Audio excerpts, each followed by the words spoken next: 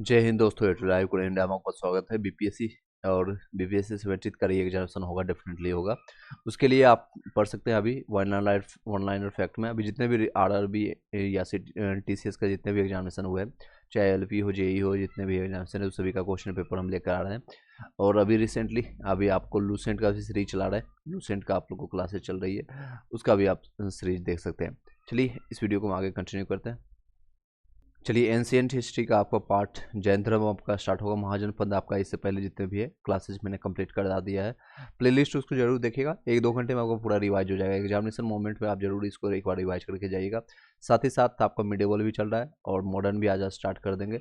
और खान सर का जो है अभी तक का जितने भी क्वेश्चन पेपर आए हैं, चाहे आपका नॉमेरिकल हो या फिर आपके एमसीक्यू हो, वो सारे भी हम क्लास आपका टाइम टू टाइम कर रहे हैं, उसको भी आप रिवाइज कर सकते हैं। चलिए सीधे टाइम में वेस्ट करते हुए आगे कंटिन्यू करते हैं। आप लोग का ये जैन धर्म के संस्थापक एवं प्रथम तीर्थंकर कौन है? तो इसको माना जाता है ऋषभ देव को। ऋषभ देव आपको जो है जैन धर्म के प्रथम तीर्थंकर और संस्थापक के रूप में माने जाते हैं। जैन धर्म के 23वें तीर्थंकर यानी पार्श्वनाथ थे, जो काशी के इक्ष्वाकु वंशी राजा अश्वसेन के पुत्र थे। कहाँ के थे ये आपका? ये 23वें थे। ये पार्श्वनाथ जो कि काशी के यानी काशी के इक्ष्वाकु वंशीय राजा अश्वसेन के पुत्र थे। उन्होंने 30 वर्ष की अवस्था में संन्यास जीवन स्वीकार किया। लगभग देखेंगे तो सभी लोग, चाहे वो गौतम बुद्ध की बात करें 29 साल की एज में, आपका महावीर की बात करें 30 साल की एज में, पार्श्वनाथ की एज में 30 साल की उम्र। पता नहीं क्या होता है 30 साल की एज में या 30 क्रॉस होते ही सभी लोग को एक मतलब एक तरह से कह सकते हैं बैराग की स्थिति आ जाता है। अभी आईआईटी बाबा भी दे सकते हैं, मात्र 35 साल के हैं और वो बैराग की स्थिति में क्या कला होती है, क्या स्थिति होती है, मन स्थिति होता है, डोमेस्टिक वायलेंस होता है या फिर महिलाओं का ये प्रत्यारोपण हो सकता है। आप लोग समझ सकते हैं क्या रीजन है, आप लोग कमेंट बॉक्स में बताइएगा। ये आपका जो है उन्होंने 30 वर्ष की अवस्था में संन्यास स्वीकार किया। इनके द्वारा दी गई शिक्षा थी आपका हिंसा ना करना, यानी आपका अहिंसा में रहना, सदा सत्य बोलना, चोरी ना करना, संपत्ति ना रखना, संपत्ति भी नहीं रखना, यानी कोई भी आपका पैसा नहीं, ना चोरी करना, ना सत्य बोलना और अहिंसा करना। महावीर स्वामी जो है जैन धर्म के 24वें तीर्थंकर और अंतिम यही थे, अंतिम यही 24वें तीर्थंकर। क्वेश्चन यही से आता है कि जैन धर्म के प्रथम तीर्थंकर कौन है? तो पार्श्वनाथ है, सॉरी ऋषभ देव है। और 23 में आपके इससे पार्श्वनाथ जो कि इक्ष्वाकु वंश आपका अश्वसेन के पुत्र थे और काशी के रहने वाले थे। उसके बाद आता है महावीर स्वामी जो 24वें तीर्थंकर है और अंतिम तीर्थंकर है। वास्तविक संस्थापक इसी को माना जाता है। महावीर जी का जन्म जो है गौतम बुद्ध से पहले, इनका जो जन्म हुआ है 540 ईसा पूर्व में हुआ है, कुंडलग्राम वैशाली में हुआ है। कहाँ पर हुआ है? तो कुंडलग्राम वैशाली में। ईस्वी भी याद रखिएगा 540 ईस्वी।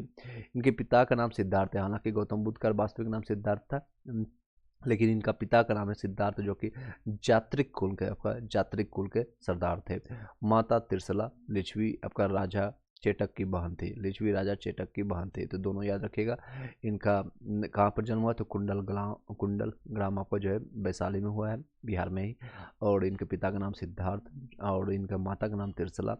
चलिए, महावीर की पत्नी का नाम जो है यशोदा यशोदा एवं पुत्री का नाम जो है अनुज्ञा प्रियदर्शनी है, अनुज्ञा प्रियदर्शनी। इन्हीं के जो पति होता है जमाली, ये जो प्रथम आपका तीर्थंकर बनते हैं। तो इनका पुत्री का क्या नाम है?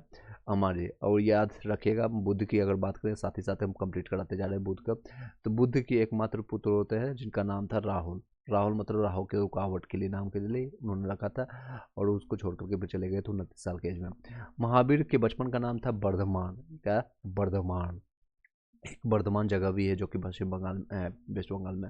उन्होंने 30 वर्ष की आयु में उम्र में माता पिता की मृत्यु के पश्चात अपने बड़े भाई, इनका नाम जो है, इनका नाम भी याद रखिएगा, नंदी वर्धन की अनुमति लेकर के संन्यास जीवन को स्वीकार किया था। यानी उन्होंने अनुमति लिया, माता पिता चल बसे, तो उनके बाद ये नंदी वर्धन की अनुमति लिया और उनके बाद संन्यास जीवन चले गए। 12 वर्षों की कठिन तपस्या के बाद जो है महावीर को जिब्रिक के समीप, कहाँ पर? जिब्रिक, याद रखिएगा, एक एक पॉइंट से एक एक लाइन से क्वेश्चन बनता है। जिब्रिक के समक्ष आपका रिजुपालिका नदी, ये आपका याद रखिएगा, ये नदी के और ये जगह का भी नाम रखिएगा। जिब्रिक और रिजुपालिका नदी के तट पर साल वृक्ष के, उनको पीपल वृक्ष के नीचे ज्ञान की प्राप्ति हुआ था। दोनों कोरिलेट कर रहे हैं ताकि आपको याद रहे। इनको साल ब्रिज के नीचे जो है नीचे आपका तपस्या करते हुए संपूर्ण ज्ञान यानी इनलाइटमेंट इनको प्राप्त हुआ था, का बोध हुआ। इसी समय से महावीर जो है जीन विजेता यानी जिनको कहते हैं अर्हत यानी पूज्य और आपका निर्ग्रंथ यानी बंधनहीन इनको कहा गया है। क्या कहने लगा इनको? विजेता, पूज्य और बंधनहीन कहलाने लगे जिन अर्हत और ग्रंथ के नाम से। महावीर ने अपना पहला उपदेश जो है प्राकृतिक यानी अर्ध मगधी जिसको कहते हैं मगही भाषा, जो अभी खास कर चाहे मगध भाषा में हो, राजगीर हो गया, गयाम हो गया, या फिर नालंदा में ये अभी मगधी भाषा बोली जाती है। जो कि अभी वर्तमान सीएम जो है माननीय सर्वमाननीय आपका नीतीश कुमार, कुर्सी कुमार भी यही मगध से आते हैं, नालंदा डिस्ट्रिक्ट से आते हैं। महावीर के प्रथम अनुयायी उनके दामाद जो है फिर शिव प्रियदर्शनी जो आपका के पति यानी जामिल, मैंने बताया था जामिल बने थे। प्रथम ये क्वेश्चन आता है, प्रथम जो है अनुयायी कौन बने थे? तो अपना ही कोई बनता है तो जामिल बनाए थे। प्रथम जैन बिच्छुनी जो है नरेश अधिवाहन की पुत्री चंपा हुई थी, और बिच्छुनी यानी महिला कोई और बनी थी, नरेश जो है अधिवाहन की पुत्री थी, चंपा थी। चंपा की जो कि इसी के नाम पर इसका नाम भी पड़ता था, जो कि वर्तमान में भागलपुर और मुंगेर जिला आपका इसमें आता है, चंपा जिला में। महावीर ने अपने शिष्यों को 11 गंधर्वों में विभाजित किया था। अपने शिष्यों को कितने में? 11 गंधर्वों में विभाजित किया था। इसको 2 से 3 बार, आप जो भी लोग फर्स्ट टाइम अगर देख रहे हैं तो 3 बार मेरा सजेशन है, बाकी आप टू यू 3 बार आप जरूर देखिएगा, आपको दिमाग मस्तिष्क में छप जाएगा। इस तरह से हम कोरिलेट करके बताते हैं क्वेश्चन के साथ, क्योंकि प्रीवियस ईयर क्वेश्चन पेपर मैंने बहुत बार आपका करवाया, टीआरई के लिए, आपका बीपीएससी के लिए, रेलवे के लिए, एसएससी के लिए। चलिए आगे बढ़ते हैं। आर्य सुधर्मा अकेला ऐसा गंधर्व था जो महावीर की मृत्यु के बाद जीवित रहा, जो जैन धर्म का प्रथम थेरा यानी मुख्य उपदेशक हुआ। तो कौन रहा था? आर्य सुधर्मा के नाम से अकेला गंधर्व था जो महावीर की मृत्यु के बाद जीवित रहा, जो जैन धर्म का प्रथम धेरा या मुख्य उपदेशक था। लगभग 300 ईसा पूर्व में मगध में 12 वर्षों का भीषण अकाल पड़ा, जिसके कारण भद्रबाहु अपने शिष्यों सहित कर्नाटक चले गए, किंतु कुछ अनुयायी सुरभद्र के साथ मगध में ही रुके रहे। भद्रबाहु के वापस लौटने पर मगध के साधुओं ने उनका गहरा मतभेद हो गया, जिसके परिणाम स्वरूप जैन जो है मत श्वेतांबर और दिगंबर नामक 2 संप्रदायों में बट गए। सुलभद्र के शिष्य श्वेतांबर हुए थे, जो श्वेत वस्त्र धारण करने वाले को कहते हैं श्वेतांबर, और भद्रबाहु के शिष्य जो है दिगंबर, नग्न रहने वाले कहलाए हैं। अभी इसके देख सकते हैं जैन धर्म के 3 रत्न कौन से हैं? तो सम्यक दर्शन, सम्यक ज्ञान और सम्यक आचरण। सम्यक यानी कि दर्शन करना, अच्छा देखना है, अच्छा बातें करना है, यानी अच्छे सम्यक ज्ञान, जो उचित ज्ञान जितना भी जरूरत है, और सम्यक आचरण करना है। त्रिरत्न के अनुसरण में 5 महाव्रतों का पालन अनिवार्य है। अहिंसा, सत्यवचन, अस्थेय, अप्रिय, ब्रह्मचर्य के लिए आपका जो है। जैन धर्म ईश्वर की मान्यता नहीं है, इसमें कोई भी ईश्वर की मान्यता नहीं है। जैन धर्म में आत्मा की मान्यता है, आत्मा की मान्यता है, ये आपका याद रखिएगा। ये क्वेश्चन कई बार घुमा करके पूछा जाता है, अगर क्वेश्चन थोड़ा कठिन करेगा तो जैन धर्म आपका और बौद्ध धर्म से थोड़ा आपको कोरिलेट कर देगा, और उससे पूछेगा कि ईश्वर की मान्यता किस में है, जैन धर्म में है, बौद्ध धर्म में है, और आत्मा की मान्यता किस में है, तीसरे से। तो आत्मा की इसमें मान्यता है, बट ईश्वर की मान्यता नहीं है। पूर्वजन्म एवं कर्मकांडों में विश्वास ही करते थे, बिल्कुल करते थे। जो है जैन धर्म के सप्तभंगी ज्ञान के अन्य नाम जो है स्वाद्वाद और अनेकतावाद थे। तो क्या है सप्तभंगी ज्ञान के अन्य नाम क्या था? अन्य नाम अगर बातें स्वादवाद और अनेकतावाद के नाम से। जैन धर्म अपने आप का आध्यात्मिक विचारों को सांख्य दर्शन ने ग्रहण किया था। जैन धर्म मानने वाले कुछ राजा, जिसे कि उज्जैन हुआ था, उज्जैन जो पटना का आपका जो है पाटलिपुत्रा बनाया था, या बंद राजा था चंद्रगुप्त मौर्य भी था, और कलिंग नरेश आपका खारवेल था, राष्ट्रकूट राजा आपका अमोघ वर्ष था, चंदेल शासक था। चलिए कुछ इंपॉर्टेंट यहाँ पर जो छूट गया है बता देते हैं। प्रमुख जैन धर्म आपका जैन तीर्थंकर और उनके प्रतीक चिन्ह के लिए क्वेश्चन आता है इससे संबंधित। जैन तीर्थंकर के नाम और उनके क्रम जो है प्रतीक चिन्ह, जैसे ऋषभदेव प्रथम तीर्थंकर थे, इनका जो चिन्ह है आपका सांड माना जाता है, सांड। नेक्स्ट है अजित नाथ द्वितीय के थे, इसके हाथी इनका चिन्ह है। संभव आपका जो है तृतीय है, घोड़ा इनका चिन्ह है। और आपका सप्तम है जो आपका प्रसाब है जो स्वास्तिक इनका चिन्ह है। शांति जिसको 16वां हाथ है, इनका हिरण्य इनका चिन्ह है।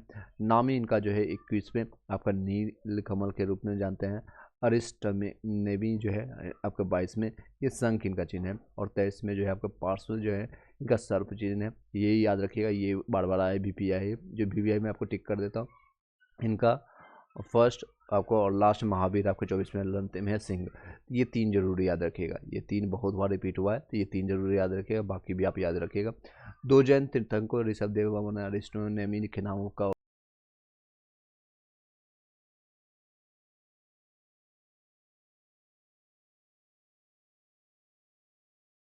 यजुर्वेद के बारे में चर्चा करते हैं।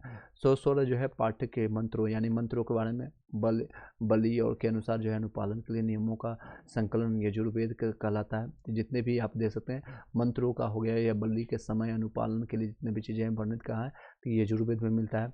इसके पाठ्यकर्ता को अर्धयुग कहते हैं, अर्धयुग कहते हैं। इसके पाठ्यकर्ता जो पाठ्य इसको करता है उसको अर्धयुग के नाम से जानते हैं। यह एक ऐसा वेद है जिसमें जो गद और पद दोनों मिलते हैं, यानी गद और पद जो हिंदी में आप लोगों ने पढ़ा होगा गद पद। तो ये सामवेद के बारे में चर्चा करते हैं। ये गाई जा सकने वाली ऋचाएँ हैं, यानी जिसको गाया जाता है, सामवेद गाने के लिए जिसको कहते हैं। इसके पाठकर्ता को उद्रातु के कहते हैं। इसके जो है इससे आपको भारतीय संगीत का जनक माना जाता है। सामवेद को और भारतीय संगीत का जनक आता है। मल्टीपल टाइम ये क्वेश्चन आ चुका है। जो है भारतीय संगीत का जनक किसको कहा जाता है, तो सामवेद को। और इसमें जो है गाए जाने सकने वाली इसको जो पाठ करता है उसको उद्रातु के नाम से जानते हैं। गद और पद किस में मिलता है, तो आपका यजुर्वेद में मिलता है।